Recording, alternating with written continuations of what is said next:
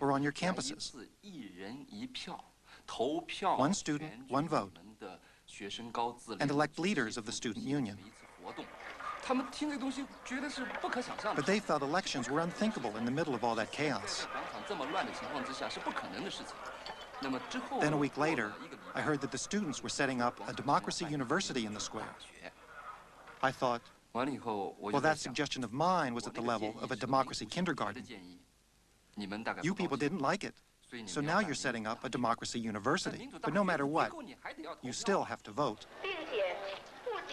By the end of May, the students' resources, financial, political, and emotional, were running low, and the square was getting more squalid every day. Some concerned intellectuals had set up joint meetings involving workers and citizens groups, the independent student unions, and the Defend Tiananmen Square headquarters. They had been meeting regularly since May 23rd. Wang Dan acted as liaison among them. At a meeting on May 27th, Chai Ling and Feng Congde reported on the situation in the square. The impression we got was that things were really chaotic. There was endless factional infighting, and sanitary conditions were terrible. We began to doubt whether anything positive could come out of this ongoing stalemate. So we drafted a proposal. The vote in favor of it was unanimous, including Chai Ling. Later, we held a press conference in the square to announce this proposal.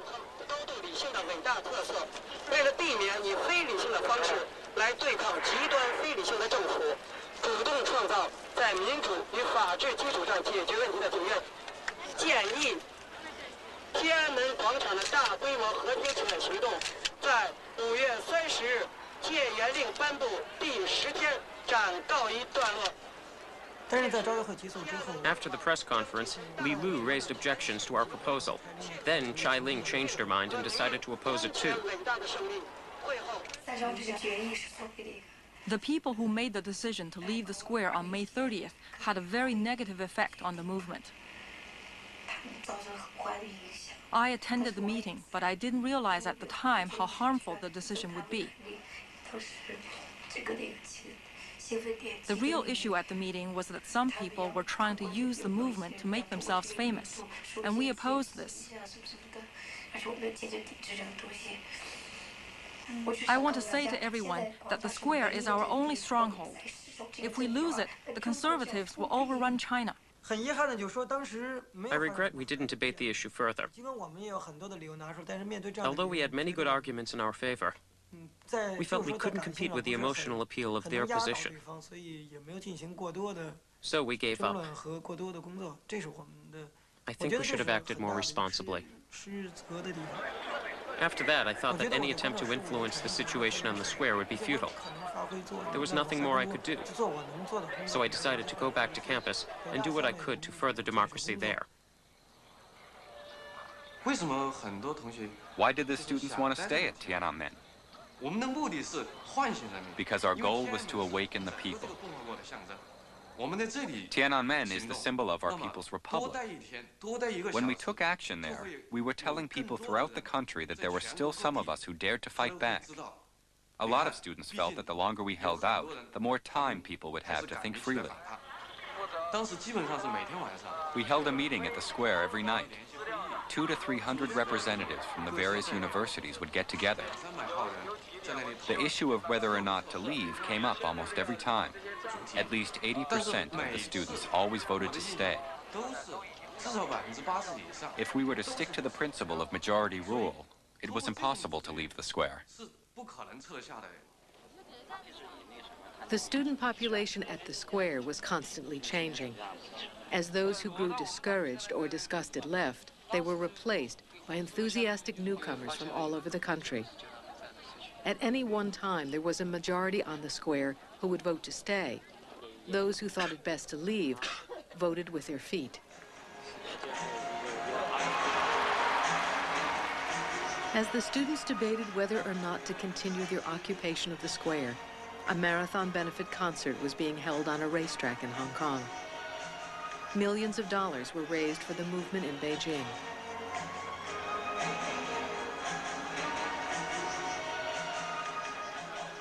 That night, A shipment of tents and other supplies arrived at the square, the first installment in a flood of support from Hong Kong.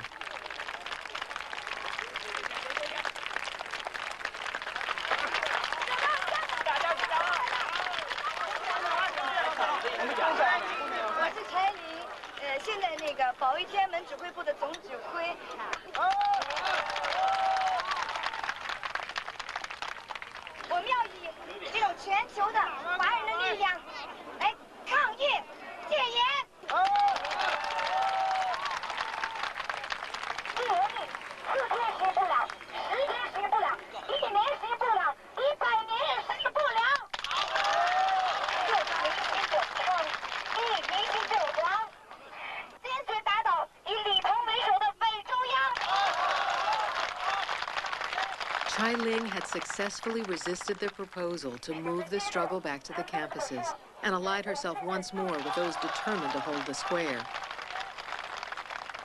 On the following morning, she contacted American journalist Philip Cunningham.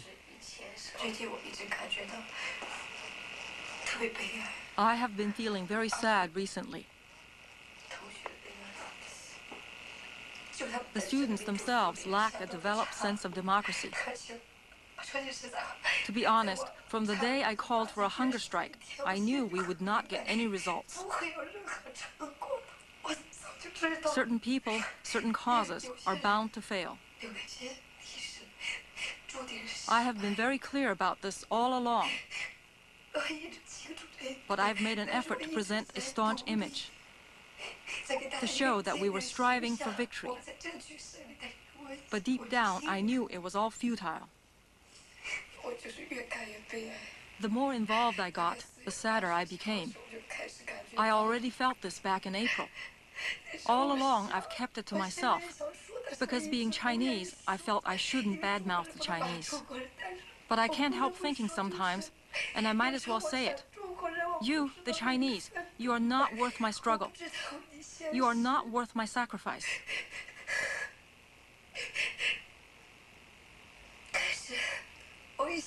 But then, I can also see that in this movement, there are many people who do have a conscience. There are many decent people among the students, workers, citizens, and intellectuals. The students keep asking, what should we do next? What can we accomplish? I feel so sad. Because how can I tell them that what we are actually hoping for is bloodshed? For the moment when the government has no choice but to brazenly butcher the people. Only when the square is awash with blood will the people of China open their eyes. Only then will they really be united. But how can I explain any of this to my fellow students? And what is truly sad is that some students and some famous, well-connected people are working hard to help the government, to prevent it from taking such measures. For the sake of their selfish interests and their private dealings, they are trying to cause our movement to collapse and get us out of the square before the government becomes so desperate that it takes action.